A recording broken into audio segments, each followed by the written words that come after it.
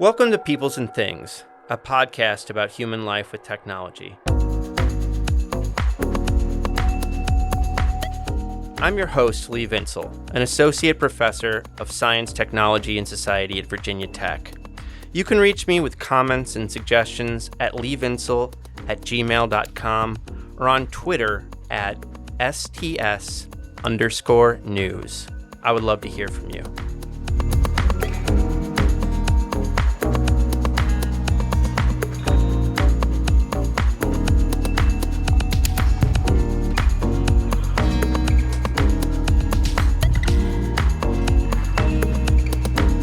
You know, when most people talk about technology, whether they are undergraduate students in my classes or professional journalists writing for the premier news outlets on the planet, there's a real recency effect that marks their words. Often the word technology is used primarily to refer to digital technology. So much so that I often pull out my smartphone during class and ask, are we only talking about this thing? Or do we mean something broader? You see it even more when folks talk about the tech industry, a term used to refer to the digital technology industry, and often even more restrictively to talk about the kind of high-valued app and software companies of Silicon Valley. The term tech industry drives many historians of technology bonkers, including friends of mine like Andy Russell and Patrick McRae. They say all industries are technology industries. They're all based around tools and machines. The steel industry, the railroad industry, the pharmaceutical industry, the automobile industry, they're all tech industries. Focusing on recent technologies skews our thinking in several ways, including by leading us to assume that the digital technology industry is exceptional in ways that it is not. In reality, it is part of a much larger and longer story of capitalism and industrialization. And yet, recency is something that mars most of technology studies. I would even say that this podcast has been guilty of it so far, though that is something I hope will change over time. In walks Professor Catherine Frieman's recent book, An Archaeology of Innovation, Approaching Social and Technological Change in Human Society. Kate Frieman is an associate professor of European Archaeology in the School of Archaeology and Anthropology at the Australian National University.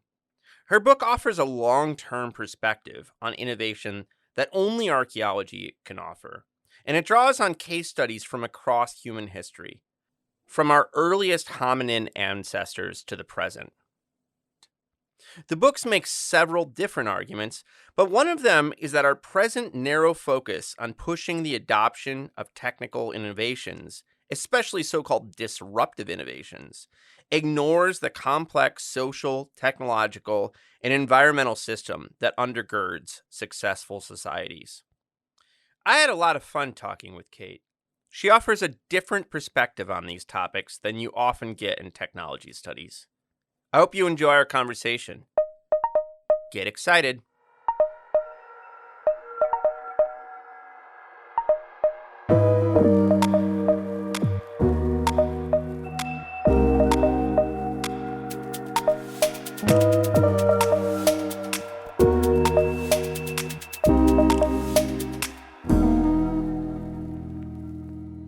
Kate, thanks so much for taking the time to talk to me today. Hey, absolutely my pleasure. Thanks for having me on. An Archaeology of Innovation is a cool book. When you tell strangers about it, if that's even something we even do anymore during these bizarre times, what do you tell them it's about, and what were you trying to do with it? So the pitch that I usually give, particularly to people who are either outside archaeology or inside archaeology and don't know kind of why I get into big picture narrative, is that all of our stories of innovation, all the kind of common wisdom that we have, all the policies that our governments work off, all the kind of grand ideas that our universities send us emails about it Friday at 5 p.m. All of those are built on an idea of how technologies develop and change, how innovation works, that has only come about in the last kind of 200 years, and very much so in the last kind of 150 years in particular. But actually, you know, as a species, we've been around for 300,000 years. As a genus, we've been around for millions of years. And we've been making technology and creating new things the whole time. And so if we're going to talk about innovation and really want to understand how innovation works, I think this kind of 200-year gloss of capitalism doesn't really tell us very much about how humans do things when we've got kind of hundreds of thousands of years of history of doing things to hand. That's great. Maybe just so, we get... your book does a lovely job of talking about how innovation means like so many things and nothing at the same time, depending on who you're talking to. So maybe we should say, when you talk about innovation in your book, like how do you define it and what do you want your focus to be? Yeah, so there's a lot of different ways of talking about innovation. Again, a lot of this is discipline focused, so it depends whether you're talking to a policy person, a business person, an economics person, someone who's a devotee of diffusion of innovations and Rogers' work from the 60s. Basically, I'm a big fan of the simple definition. So if we're going to use a big complex word with lots of baggage, let's keep it broad and simple. And I just tend to say, it's a new thing, new stuff. Shows up, is a bit different from what we did before. It might be an outgrowth of an earlier practice. It might be wholly new and novel. Doesn't have to be technology, can involve technology. Might be a series of social practices, maybe new ceremonies, new religious beliefs, new hairstyles. All of those are innovations. A lot of the definitions break between invention and innovation, where invention is a separate process to innovation. And I can understand kind of analytically why that's useful, but I'm not sure that's kind of useful in the day-to-day life, because invention is itself a kind of long and extended process that involves doing stuff you've always done in a slightly new way. So invention is also innovative. Keep it simple. I'm a big fan. I like it. How'd you start going down this road? So, I mean, you talk a bit about your dissertation work in the book, and we'll talk about that, in more depth later. But yeah, just how did you end up writing this book? I can narrow it in to a very specific conversation. There was a postdoc in my department when I was a PhD student, or a DPhil student. I was at Oxford. And he was great. He was my supervisor's postdoc. He was a really lovely guy, really brilliant, and really in many ways got me started writing my doctorate. He was really helpful in kind of pushing me to write and figuring out what the angle to write would be. And I owe a lot to him in that sense. But I asked him towards the end of my PhD if he had time, and he'd gone on to another university, then if he'd have a look at a couple of chapters that I'd written about the discussion in the end, because I was feeling a little bit anxious and my supervisor was very busy and giving kind of cryptic responses the way that supervisors are wont to do. And he'd been so helpful at the start that I thought, well, maybe he can be helpful towards the end. And he sat down and he read it was the introduction, the lit review, the methodology, and the discussion to see if it all hung together. And that's what I was quite anxious about. And I was sitting in the PhD student office with him because he'd come through to visit. And we were having a chat and he goes, look, this is going to sound really disheartening. When I was a PhD student, when I thought I was nearly done, my supervisor sat me down and said, look, I've read it all and it's fine, but you need to actually explain X more before you finish. And I'm going to say the same thing to you. You've done this nice piece of work and it all kind of hangs together, but there's this thread about innovation going through it. And I don't actually know what you mean by that. And I think you need to go back and weave that thread in explicitly from the start and figure it out more. And I was a little annoyed with him, and I went away and started reading and realized he was completely right. As he was all the way throughout. Wonderful, wonderful mentor. Thank you, Duncan. And I came away with this just real interest in innovation, because as I started reading, I realized that all the literature was entirely premised on the last 200 years, as if everything that had happened since the Industrial Revolution, or maybe even since the First World War, was just how people had always interacted and done stuff. And it just kind of sat and percolated. And it's been percolating for years, obviously. And I finally got a big grant a few years ago and had the excuse to sit down and write the whole thing up. Was this your grant on conservatism? Was that was that in the title? Okay. Yeah. We'll talk about that later. Yeah. Cool. Yeah, there are things that you title grants to get through review in countries with conservative governments. Yeah. There you go. I haven't even thought of using that strategy. I should try that one out. It was Oh, explicit advice I was given when I moved here. wow.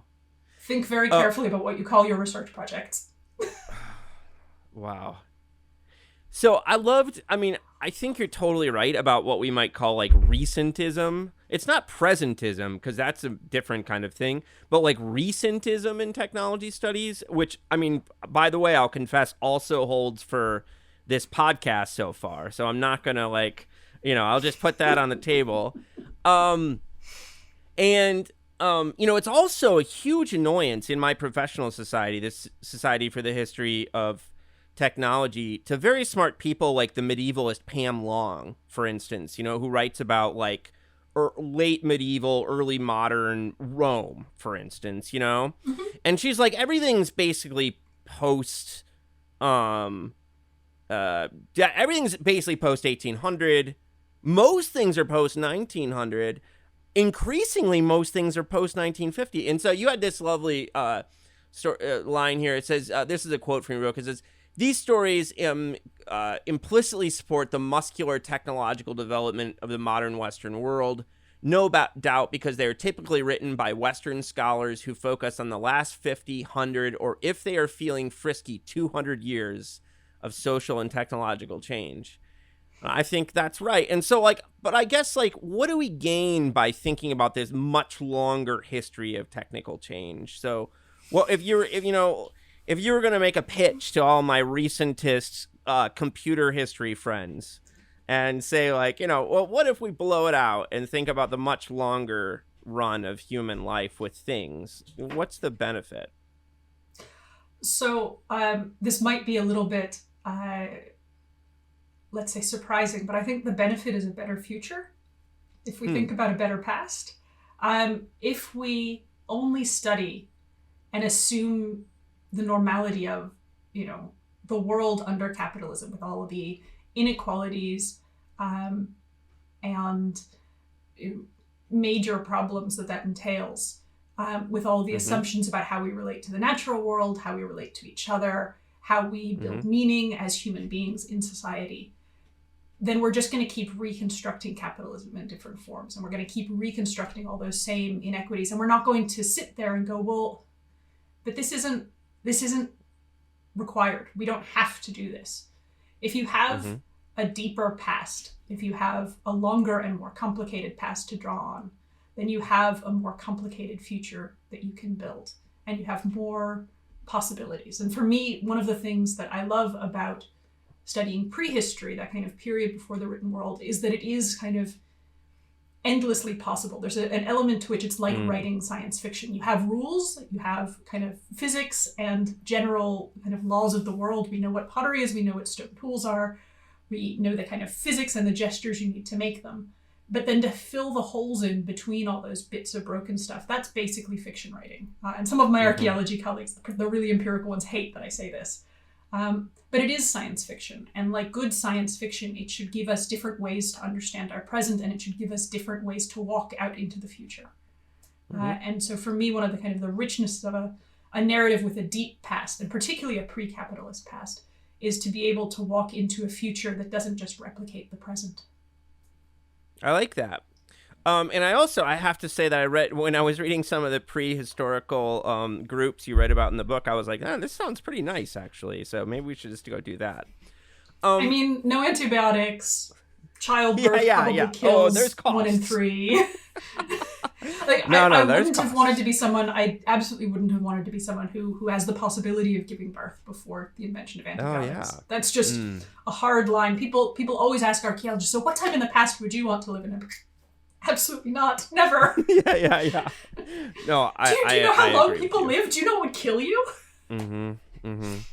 No, I mean, the cesarean section is, one of the most important, medical invention. The modern cesarean section is one of the most important medical inventions in human history, just because it's allowed so many more people to live. So definitely, I'm not actually a nostalgist for the past for the most part. But there were moments. It probably actually is the beauty of your prose, Kate, because there were moments when I was reading about like these groups in Cornwall and stuff, and I was like, man, this sounds all right, actually. So when I should say that my wife was at one point doing a PhD in archaeology. She was studying to be a paleoethnobotanist, and so I hung out with archaeologists a lot. And when I think of archaeologists and tools, I often think about, in the history of archaeology, how they use tools as kind of like signals of culture. So, like, for instance, to use a famous example in North America, there's the Clovis point, right? Which is like this very famous stone tool that, you know, there's all these debates about whether that was the first culture. That's not true. We're fairly certain now. But when we find these stone tools, they're taken as kind of like signals that those people, whatever that were there, right? So that there was some culture. So the tools are taken as kind of signals of a way of being or something like that. But I think that's definitely true. Archaeologists use our physical remains, including tools, as evidence for all kinds of things. But you also nicely draw out that, you know, archaeologists have also kind of theorized about technical change at various points throughout the history. So I guess for those of us who are kind of haven't been working in archaeology and don't know what archaeology has had to say about innovation, where was the literature at, or something like that, about innovation and technological change when Kate Frieman came on the scene? So it's often implicit. Technological changes, it goes right back to the roots of the discipline. How do we understand the past? How do we take this pile of stuff? And it's not always obvious now, because you walk into a museum and things are nicely classified and they're in the right glass boxes. Yep. But that process of figuring out how to put things in glass boxes was probably the first, depending on where you start the discipline, but it's certainly the first major innovation, if you want to use the term, in archaeology, is figuring out how to order the past. That question of when and that question of what are very kind of closely entangled in our disciplinary history and kind of our historiography of the discipline. When is our first big question? And in what order? And so you have some of the very first kind of major theoretical developments being about how we can figure out from the stuff that's coming out of the ground, what's older and what's newer. And that took a long time to figure out. And a lot of that was about materials, and not necessarily in the way we might think, where someone, and this is kind of the history of it now, would be, iron is obviously more sophisticated than bronze, so bronze came first. Actually, the story went from the archaeological record. So it was looking at a whole series of excavations, tons and tons of excavations. This was all happening mostly in Denmark, actually, Denmark and Sweden, big centers of early archaeology. But Christian Jørgen Thomsen, who is the curator of the National Museum, he was looking at the contexts, and his students were looking at the contexts in which the material had been excavated. And he was trying to see contexts that hadn't been touched since prehistory. We call those sealed contexts. And looking at what was in sealed contexts. And he and his kind of students and followers over the generations in the early 19th century developed a series of methods to compare sealed contexts, to sequence them. And that told us things like, there's largely stone tools before there are metal tools. Okay, so metal tools come in. Stone tools are still in use, but metal tools seem to be later. They're not all used at the same time. Okay, so there's a period where there's only kind of stone of our preserved materials, because of course there's also wood and basketry and textile and all these things that don't preserve very well because they decay very fast. Yeah. And that was the first kind of 100 years of archaeology, and that got entangled with early anthropology. This is like the Bronze Age, Iron Age, those the splitting into ages, right? Okay. Yep. That kind of sequence of ages, and that got entangled with the kind of evolutionary zeitgeist of the 19th century, into the anthropological work of Tyler Morgan and others. And that's where you get these kind of social evolutionary models coming out that tie up those technological developments and sometimes explicitly tie up things like the Bronze Age, the Iron Age, the Stone Age, with very Eurocentric ideas of social development. So people who are, doing this thing, who are, herding animals and using bow and arrow and maybe stone tools to make their arrows, those people are barbarians. But people who are practicing full agriculture and using metal tools, those people are kind of upper barbarians or maybe lower civilized. And these kind of very kind of horrifying classifications, except that they're terrible if you listen to, lower, middle, and upper savagery, lower, middle, and upper barbarism, upper civilization, which is basically 19th century London, which I think we can all kind of debate. But these classifications kind of hold on. And so you still have conversations with people where they talk about more or less sophisticated people or more or less developed cultures. And it's very much in the kind of popular imagination. And all of that is out of that 19th century evolutionary anthropology, archaeology, social theory mess that birthed a bunch of our disciplines. And so that's kind of where things originate. And those implicit ideas about technological development, technological change, those have been in the discipline for obviously 200 years. Add on to that a gloss of technology studies. So you have, on the one hand, a very empirical end of looking at technological change over time, and particularly using what are termed evolutionary or Darwinian models in that kind of dual inheritance theory, cultural evolution framework, to talk about change over time in technologies in a very dehumanized way. And on the other hand, you have a kind of social technology that's largely based in a kind of European context that comes out of the world of French theory. So Leroy-Gourhan, a French prehistorian of the middle 20th century, he kind of put his own spin on the bodily techniques and bodily technologies with a prehistoric gloss in the 1960s. And that fed into a world of French technology studies, which has been kind of in dialogue with archaeology in the Francophone world and more in the Anglophone world for the last kind of 2 decades. And those things are kind of emerging separately. And I clearly kind of got trained up in the European context with my doctorate and master's, but also just my own interest in that kind of Francophone, Anglophone, social theory world was always much more compelling to me than the very empirical, very dehumanized modeling that a lot of American empirical archaeologists get into. Yeah, my wife was actually training at University of Missouri, so she wasn't training with Lyman, but she was around all those dudes. They're all dudes for the most part. They are. I think there are about 2 women in that whole world. Yeah, she was not working with him, but I was around those folks. Can you tell us the story of, is it Rhys Jones and the kind of colonialist or even racist theory of technological change he put forward about prehistoric Tasmanian people? Yeah, so Rhys Jones, he was a kind of legendary Australian archaeologist. Like many of that generation, this is the mid to late 20th century.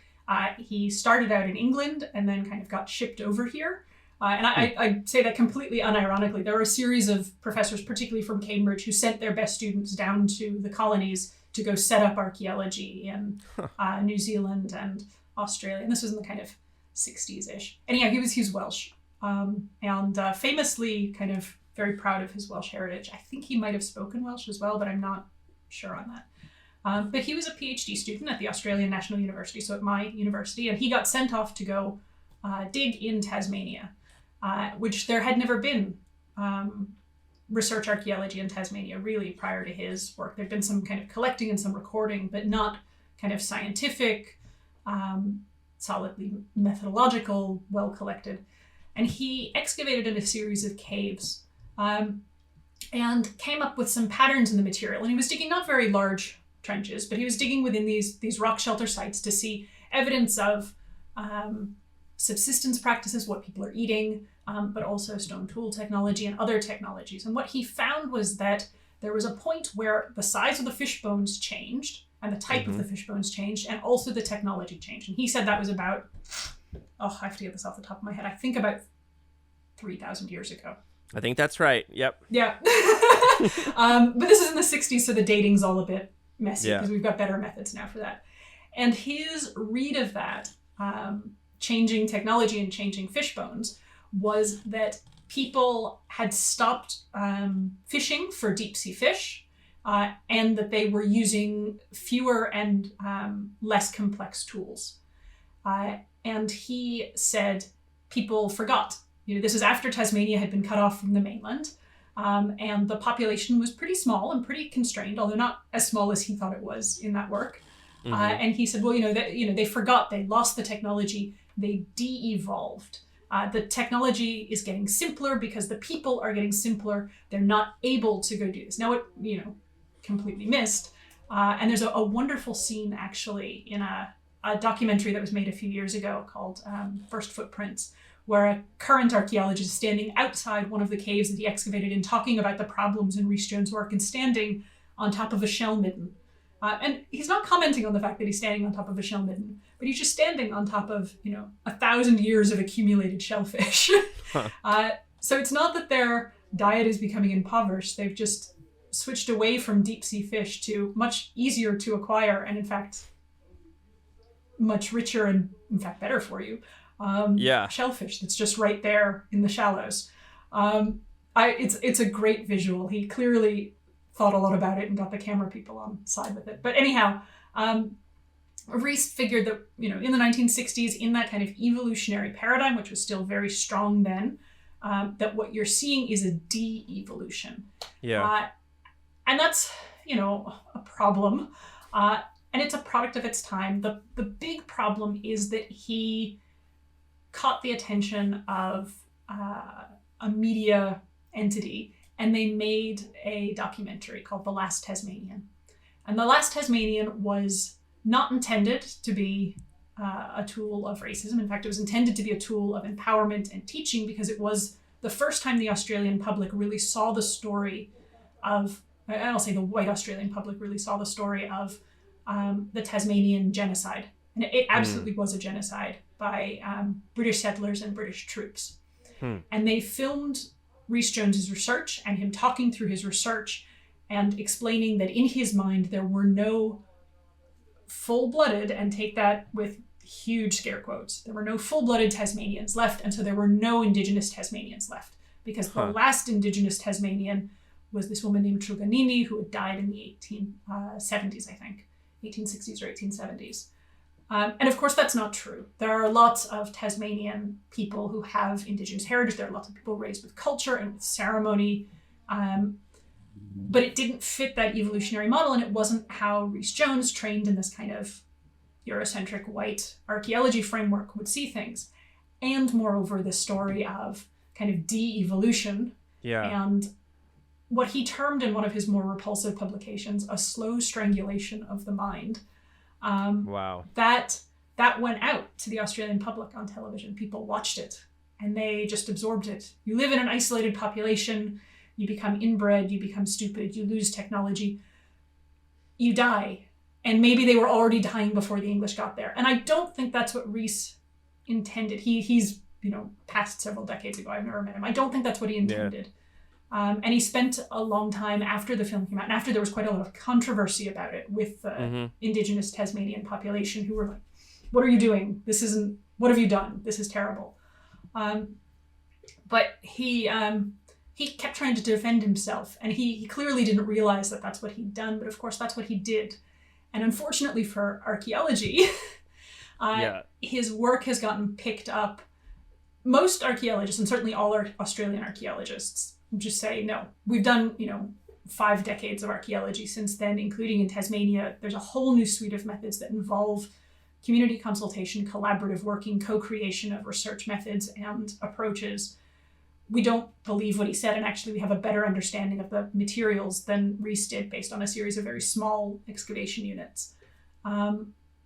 But non-Australian archaeologists, particularly in that evolutionary archaeology set, have picked up his work and fed it into these evolutionary models in ways that just make me crazy. Every time I get sent one to peer review, someone cited one of these papers, and I just have to be, you can't cite this. Well, I thought it was a really nice. It was a really nice example of how, these kind of racist, colonialist, evolutionary models really drove thinking. And even, I think, in his case, it seems like drove his kind of misinterpretations of what he was finding, perhaps, right? Yeah, well, and he did come out of that kind of 1960s paradigm of, Right. which again is still very strong in some elements of North America, but that paradigm of, we're looking at what people eat, we're looking at what they make. These are all kind of data points that let us reconstruct scientifically the processes that drove their lives, rather than what people believed or how they felt or how they related. And that sits in an evolutionary context, that it's largely driven by kind of evolutionary concerns.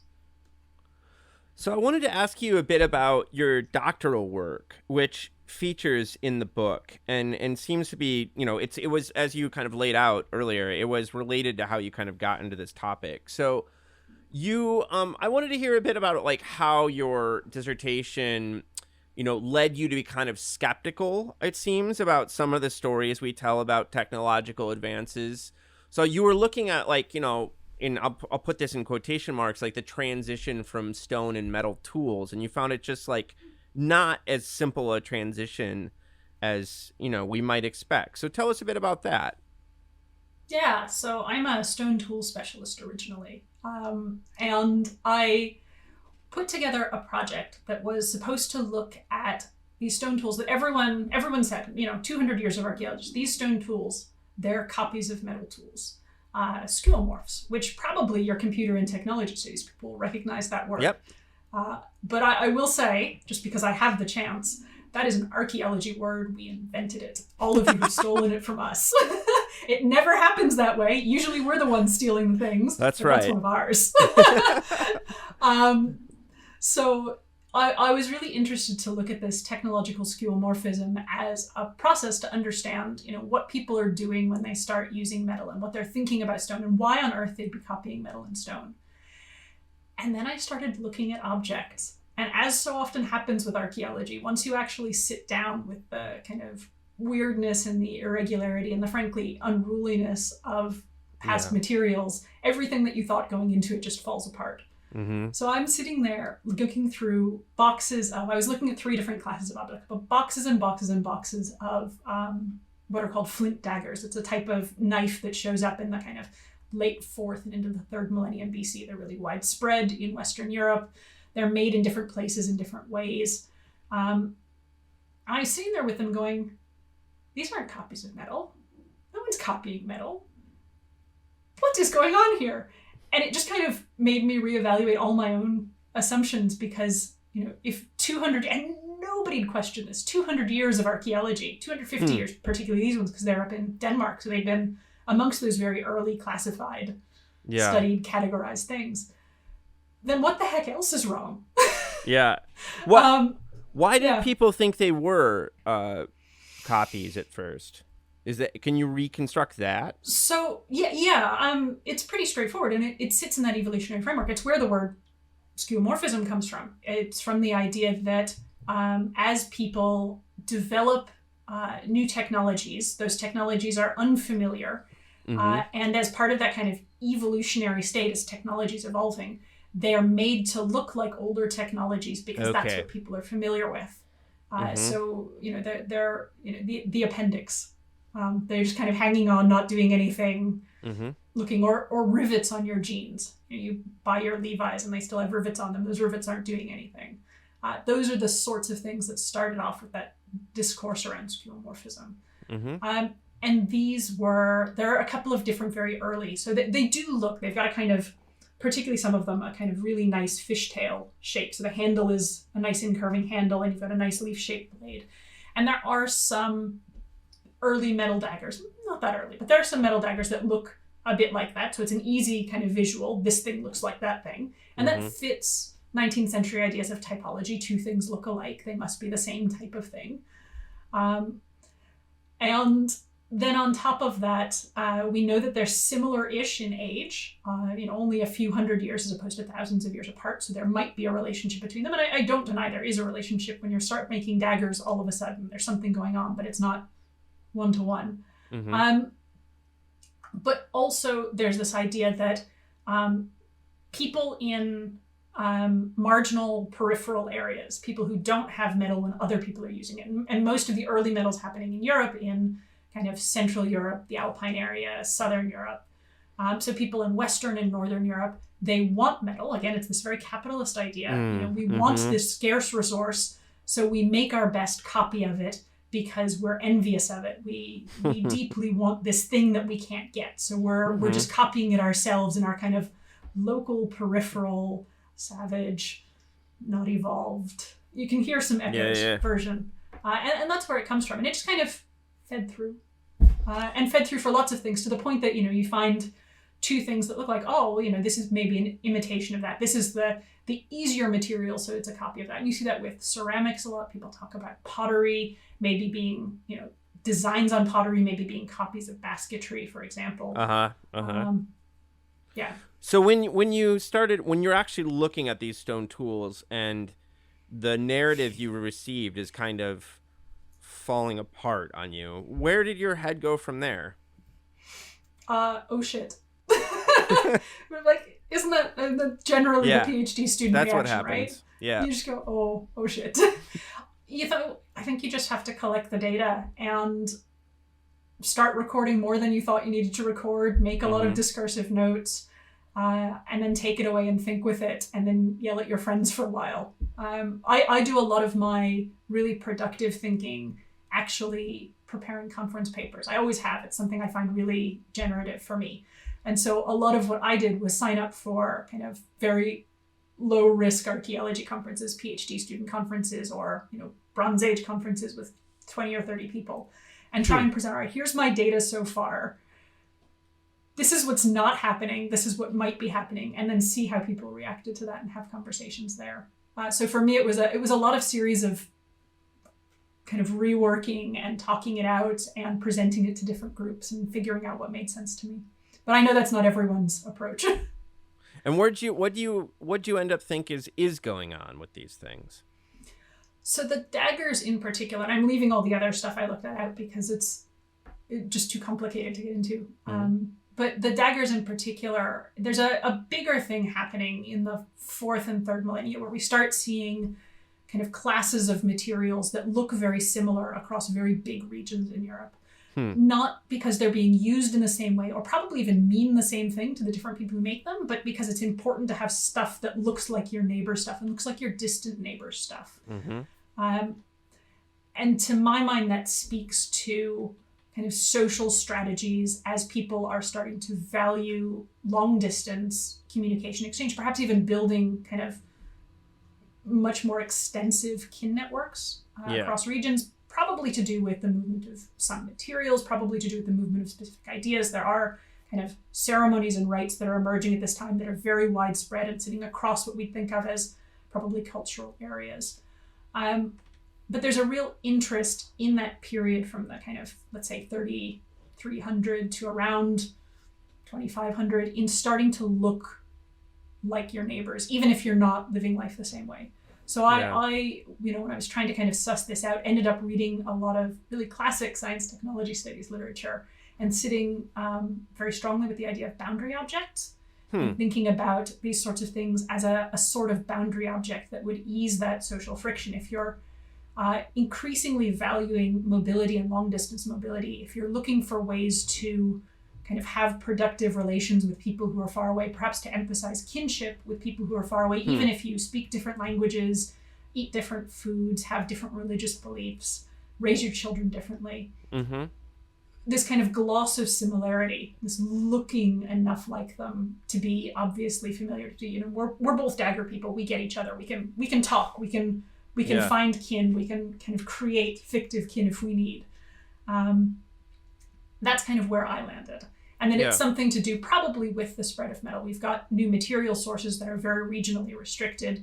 You've got new knowledge about how they're working that's probably happening in kind of specific lineage groups connected to those regions. But there's other stuff happening too at that period. And you see this in a lot of materials. So you see it in the daggers, but you also see these kind of enormous flint blades that are being produced. They're kind of 40 centimeters long, very special technologies to get them. And you find those from Bulgaria to Portugal.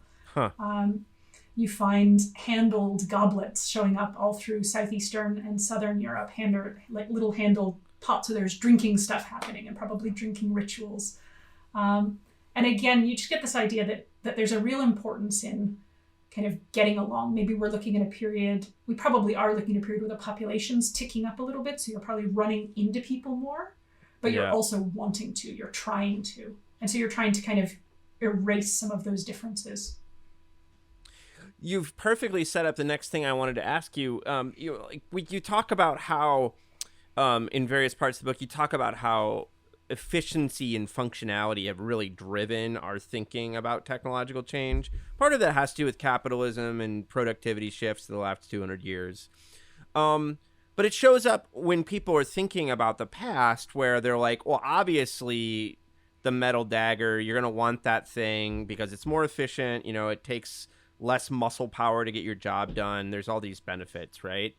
But you kind of, and you've already started spelling that out here when you're explaining what you think is going on there. You want to push in a kind of more a vision that's more about social practices and kind of interpersonal relationships as like the key to innovation rather than just efficiency. Not that efficiency plays no role. So why do you think that, you know, interpersonal relationships and social practices give us like a better door into the process?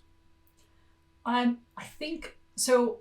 What I'd say is not so much that it's social process against efficiency. I would say that efficiency is just another social value judgment. Mm-hmm, so whether something's efficient or not, and that's kind of the point. There are a lot of things that we just assume because they're our culture. Our culture does certain things or sees certain things or believes that some things are objective. Efficiency is an objective measure that we can, there are all sorts of ways we can measure efficiency. But all those ways of measuring efficiency are things that we've invalued culturally ourselves and we've invented. They're not universal. They don't have great time depth. They were all invented processes. So we can't use it as an objective measure for any other period or even culture because the things that look efficient aren't necessarily the things that we see as efficient. Maybe it's efficient because it's, you know, made by the right person, and because the right person made the thing, it works better. You know, we've all got our little superstitions. I absolutely can't cook without putting a little bit of salt over my shoulder if I spill it. That goes deep. I've done that my whole life. And that's not efficient, but also if I don't do that, I will totally lose the track of what I'm doing while I'm cooking, and so I won't be able to cook properly. So that's an efficient act for me. And those social practices are our efficiencies, whatever they are. And I think the point is less to say there's no empirical way to study this, and more to say all of our empirical ways to study it are themselves socially, historically contingent. And so we have to start from the premise that everything we use, and this is a kind of pretty horrible, wanky social sciences approach, but everything we use to study the past is a social process, is a social practice. Think, you know, scientists make their own science latour, right? But that's also true for the present. And so everything we invent in the present to study, particularly to study the past, if we're not going to just recreate the present in the past, we have to question every measure. And so for me, that kind of historical and cultural contingency that comes with all of those measures, that's an interesting thing to interrogate and to look at what other ways we can see, what other sorts of cultural or historical contingencies we can see in the material of the past, and then how that can shape our own view of things in the present. I want to talk to you a bit about conservatism and resistance to innovation. So I was wondering at first if you could just tell us a bit about this, this Iron Age Cornwall communities that I mentioned earlier, and, you know, like what you see with their relationship to the Romans that might present kind of a nice way of looking at conservatism. Yeah, so a little bit of background. Cornwall is the southwesternmost peninsula of the British Isles. It's the little corner that people go to on holiday and forget exists otherwise. It's also the poorest corner of England. It has been for a while, but it was a major resource center right up until the early 19th century because of the metal resources there. Tungsten, silver, tons of tin, some copper. And it was a major, major international mining center. So it's this kind of very weird peripheral place that's on the one hand kind of historically very rich, but on the other hand currently very poor. And I've been doing field work there for about a decade, kind of by accident, but a wonderful, happy accident. It's a brilliant place to work. The people are lovely, and the communities are very kind of interested and excited about their past. So one of the things I ended up working on, and I as a stone tool specialist, working on the Roman period was not something I ever planned. Again, the archaeology confronts you and drags you places you never thought you'd go. It is a part of the archaeological record. And I was working on a series of settlement sites that are probably, we don't have dates for all of them, but they probably sit between about the 1st century BC and the 6th century AD. So that's that kind of Romano-British phase. And for a long time, there's a kind of standing belief up until about 15 or 20 years ago, there are no Romans in Cornwall. There are no Romans in Cornwall. The Romans never made it to Cornwall. They got to Exeter and went, okay, that's far enough. Maybe we'll go up to Wales. Of course, that's not true at all. This is major metal resources. The Romans were obviously there, and in fact, we've known the Romans were there. There's a Roman fort right in the middle of Cornwall that was known about. It was excavated in the 1940s. Like, everybody knew about it. It just didn't fit the model very well. And there weren't villas. There weren't Roman settlements. There wasn't a kind of Roman style landscape. Yep. So, clearly the Romans weren't there because their influence was so great that if they'd been there for any length of time, it would have turned Roman. Right. No, that's not what happened. There are actually now 2 more Roman forts that are known in the southwest, 3 now in Cornwall. There's probably more sites that are yet to be discovered. What people are doing at this time, instead of building villas and square buildings, they keep building circular houses, or maybe oval-shaped houses in some cases, which are a very kind of Bronze Agey, Iron Agey sort of way of life. And what we see from about the 1st century BC is they start enclosing them. So we had big open settlements as part of the Iron Age in that first millennium BC. When the Romans start showing up on the scene, and not even when they start showing up in Cornwall, but when they start showing up in Brittany, in France, where there's lots of ties over the water between the Cornish and the Breton communities, and when they start showing up in eastern England, all those settlements become enclosed. And there's some thought that maybe this is defensive. People are protecting their homes. But they don't look like defensive walls, and they're not treated. We don't see evidence of, not many have been excavated, but we don't see a lot of evidence of violence or destruction or anything that suggests that they needed defensive walls. It seems to be more a form of social distinction. And the settlements themselves they're not villages, they're not towns, they're basically manor farms. They're a couple of houses and a couple of outbuildings, and they're probably inhabited by an extended family and maybe some distant relatives or other members of the community who help work the farm, care for the animals. And what we found when we started excavating, and this is actually kind of a lovely story of the archaeology actually doing what you want it to do. We excavated one of these sites in 2019, my team and I, and it was we'd done geophysics, so we'd done kind of subsurface survey, and we knew that there was a big field system and there was a big circular enclosure. And we thought the field system might have been 16th or 17th century. The circular enclosure is now flat and invisible. We thought, okay, but if the ditches were still visible in the kind of historic period, people might have used them to orient the field system because it was built right around the enclosure.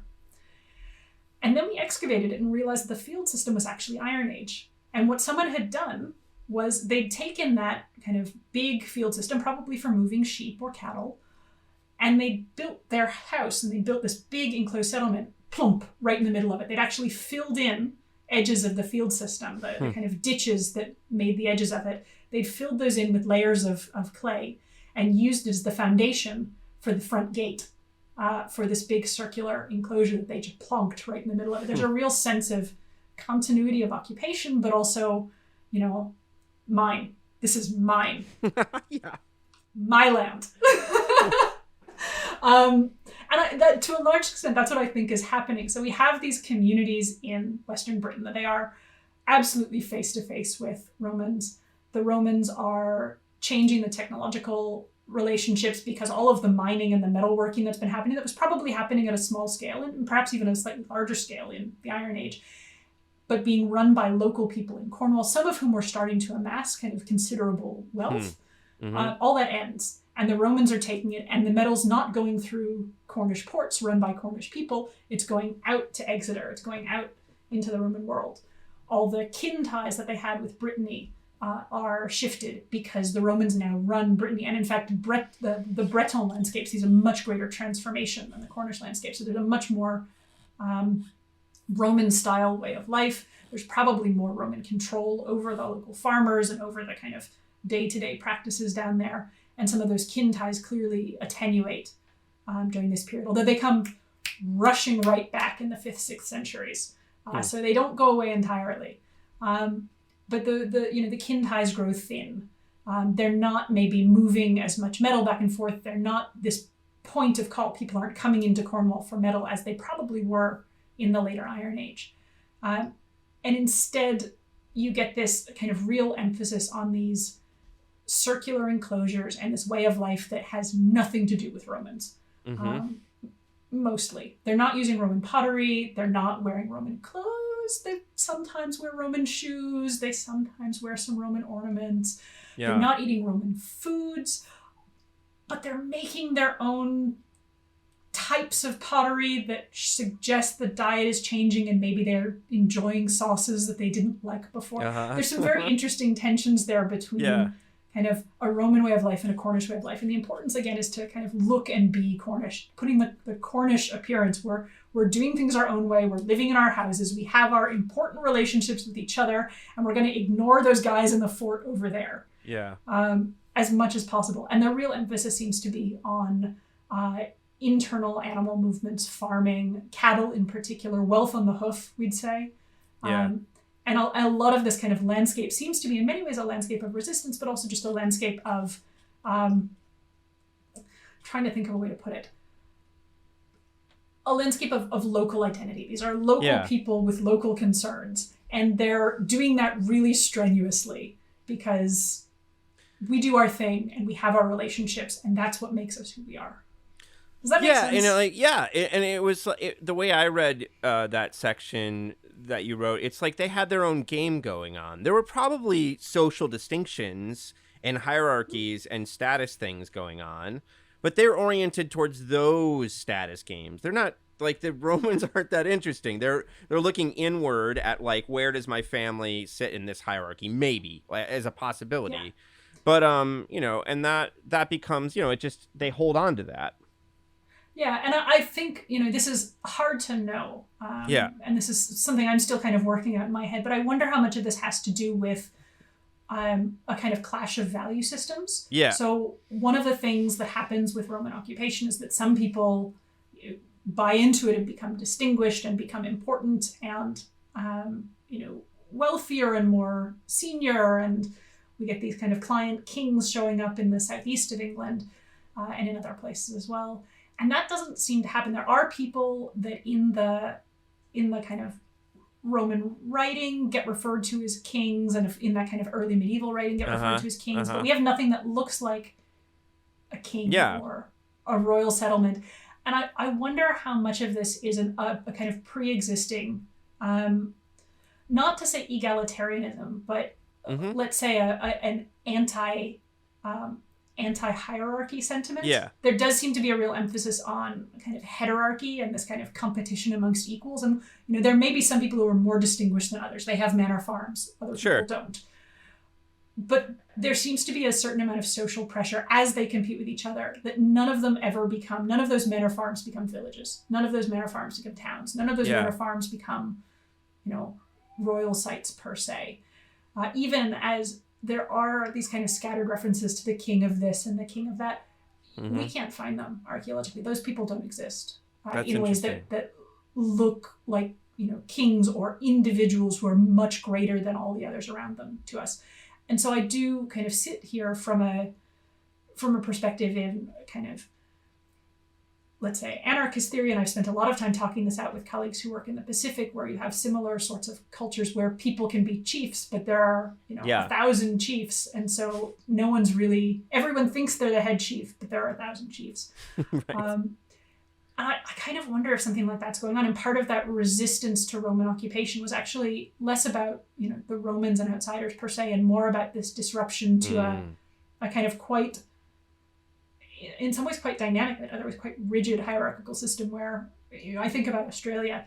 One of the things they say in this country, and it's, as an American, it's really hard to get your head around, is they have tall poppy syndrome. Tall poppy syndrome is the tallest poppy gets the shears. You don't go talking about yourself. You don't get above yourself. You don't put yourself forward.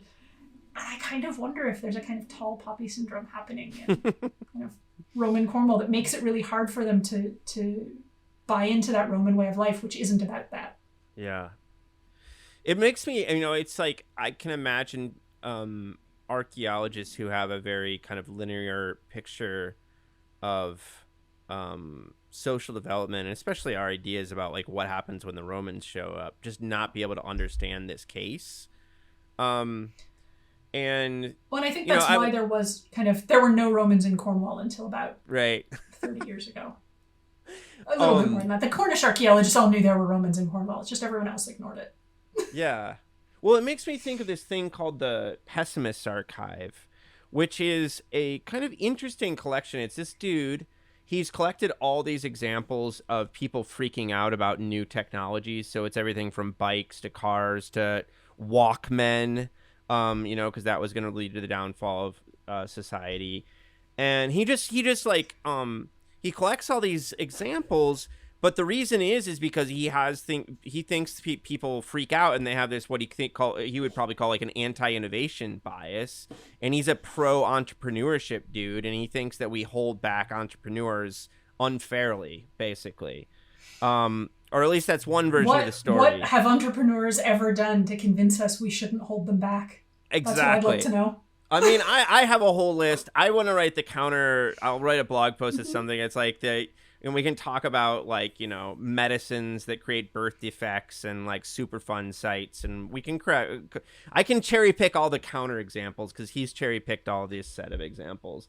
But I think like, so, I mean, I think that kind of idea is out there. And then, you have these situations where something like conservatism, although it's almost weird to call it conservatism because that comes with so much baggage, but it just makes a lot of sense for the people, right? I mean, they have their own kind of way of life going on. And, our kind of fixation on innovation in the modern sense becomes kind of like, the thing that stands out, I guess. I mean, but it's also a process of domination. Yeah. So when we talk about, people who are conservative or people who are resistant, you often, it creates a binary between people who are innovative and people who are not, right? And innovativeness and creativity, these are things that are bound up again in these kind of Eurocentric ideas of self and future into entrepreneurship and ideas of economic development, technological development.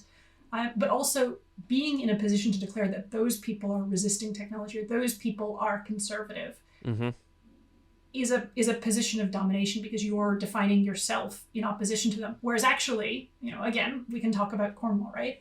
To make this a little bit less contemporary, but anyhow, in Roman Cornwall, people have major shifts in settlement architecture, probably reflecting shifts in social structure. They go from big open settlements to suddenly there are enclosed manor farms. That suggests there's a major socio-political change, probably a change in how people are relating to property as well and to territory. We see changing ceramic styles and the emergence of new forms of food preparation that suggest that there are kind of big changes happening at a domestic level, at a dietary level. We see very complicated social relationships developing that remain stable over 600 years, which suggests an innovation to new kinship forms and new ways of maintaining those kinship forms that can last for, that's a long time. 500 years, 600 years. That's a ton of generations, particularly again in the past when people lived shorter lives. But that's an incredibly creative response to kind of major global changes. Their kin in Brittany become more distant and harder to access, perhaps less familiar, less like kin. Their historic way of making a living and engaging with the wider world suddenly isn't theirs anymore. There's this invading military company and they who have built forts and who are probably being jerks because the Romans were jerks. They were. They absolutely were. There are these kind of big military forts now sitting in the middle of their grazing land and in their territory, probably shaping how they travel. Two of those Roman forts are sitting, they're only like 20 kilometers apart, but they're sitting either side of a major routeway between kind of mainland England and the very tip of Cornwall where most of the metal was. And they're probably controlling access and controlling who goes. Suddenly, it changes your mobility, it changes everything. And the reaction is incredibly creative and dynamic, and this whole new stable social structure flourishes and emerges very rapidly while people are still kind of dealing with this big change happening outside them, these kind of big exogenous changes. And so that's not actually a conservative culture. That's an incredibly dynamic, resilient, creative culture. But because we operate in these evolutionary frameworks that are very post hoc, we say, well, the Romans were the technologically advanced ones. The Romans were the advanced ones. So they're innovative and the Cornish are conservative. Yep. And that's a position of domination, again, that creates a sense of peripherality, that reinforces a sense of marginalization. And of course, the same thing comes through in colonial context. So I've done some work with a colleague here named Sally May, who's just a brilliant rock art specialist, does tons of work with First Nations, Indigenous communities around rock art. And one of the things we've spent a long time thinking about is the way that European material is brought into traditional rock art making practices. Rock art continues right up to the 20th century. People are making rock art right through the 20th century. And some of that rock art, particularly that 19th, 20th century rock art, has things in it like boats, guns, tobacco tins. It's one of Sally's favorites, a tobacco tin. Buffalo. Tons of introduced material. Yeah. And thinking about the way that these kind of traditional art making practices are being used to interpret and reshape and reformulate and translate and in some ways frame these introduced materials and these introduced ways of life that are extremely threatening and in many cases extremely violent has been a really interesting project. And it's still that sense of kind of colonial imposition to say, well, they're still making rock art into the 20th century. And people don't say this now, but that kind of history of they're making rock art. So this is a very kind of traditional, unchanging society. Yeah. But actually, the rock art reflects incredibly dynamic, creative processes needed to survive that extraordinarily violent process of colonization that's happening at the same time. So it just depends kind of what your standpoint is, where you position yourself in that discourse of who's creative and who isn't. I love that. This is not a question I ask very often, but I think it's a hard one, actually. But I was just wondering, if you had to pick like one message or lesson from the book that you wanted people to walk away from it with, like what would it be? I would hope that it communicates an anti-progressivist message. That there isn't, technologies don't progress. We're not getting more sophisticated year on year. These things are all, they happen in relation, right? They're socially contingent, they're historically contingent. Even what we recognize as a new technology, that's a cultural practice. We won't recognize something if we're not kind of set up to do it. And post hoc, we can tell lots of stories about the past, but if you actually kind of try and put yourself in the feet of someone, 1,000 years ago, 2,000 years ago, 100,000 years ago, the world is going to look very different than the kind of history of victors that we tell when we look at what lasted, what made it to the present, what survived the archaeological record. So I think probably there is no such thing as technological progression. It's not getting better. It's not getting, more sophisticated. That's a myth. That would hopefully be my takeaway. I like it. And also Facebook sucks. Which I think I managed to get into the conclusion somewhere. I think you did. That's right. What's up next for you? What are you working on now? So I've been doing a lot of work around ancient DNA and genetics.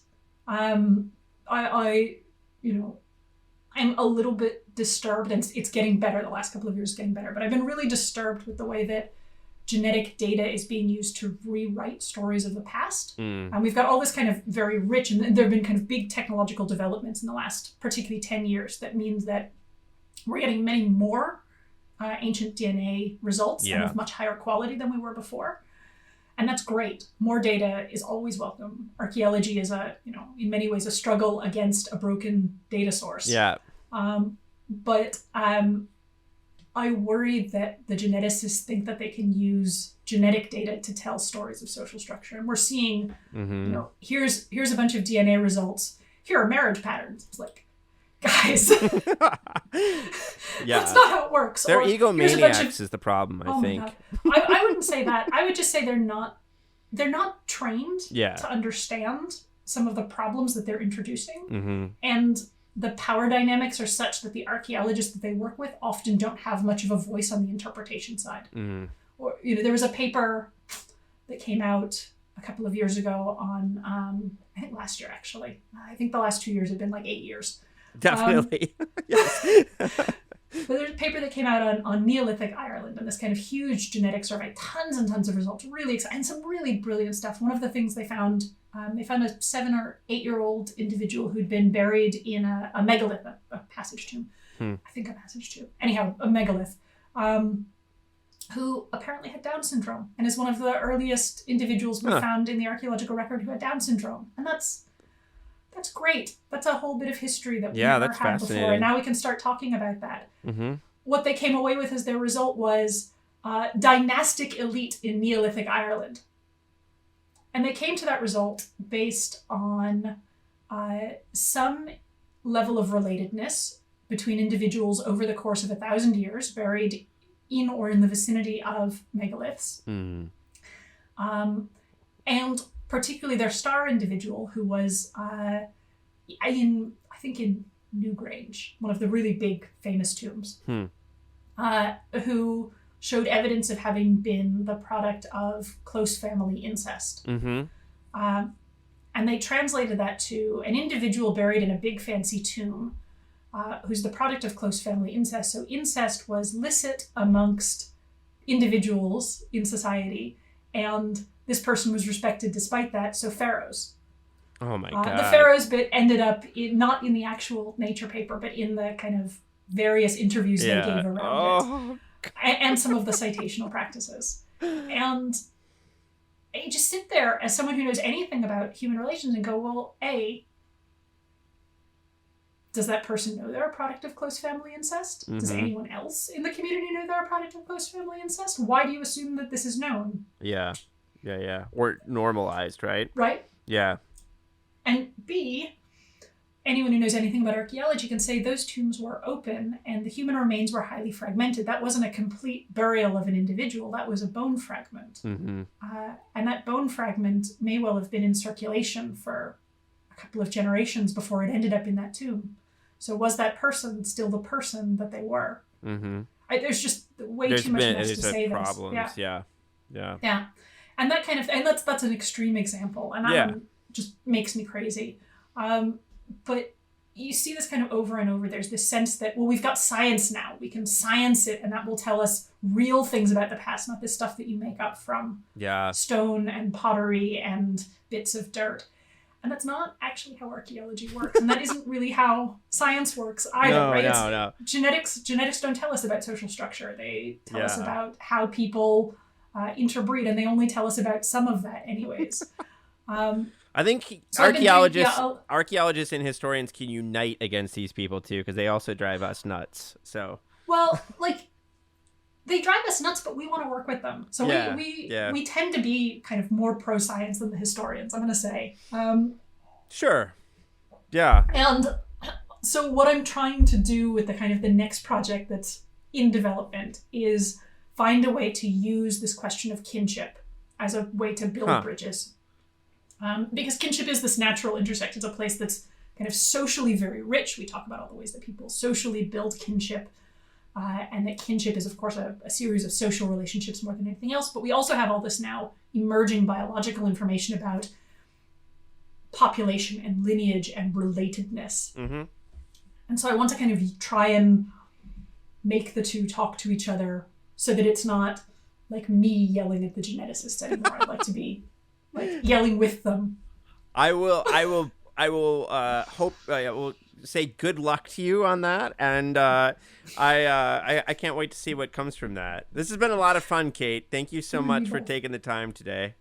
It's been an absolute pleasure, Liam. Thanks for all the challenging questions.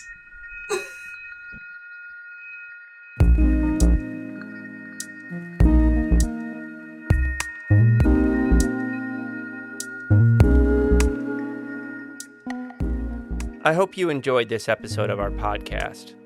Peoples and things, like most things in this world, depends on the work of many people. I want to thank my brother Jake Vinsel for writing the music for the show. I want to thank my buddy Juliana Castro for designing the logos for the podcast. You can check out her work at julianacastro.co. Peoples and Things is a production of Virginia Tech Publishing and the University Libraries at Virginia Tech. Production activities are supported by the Athenaeum, a space in the library that acts as a hub for digital humanities teaching, learning, and creation. Joe Ford is the Athenaeum coordinator and digital humanities specialist at VT Libraries, and he serves as producer and sound engineer for the podcast. For information about other podcasts from Virginia Tech Publishing, visit publishing.vt.edu. I also want to thank you for listening. Thanks.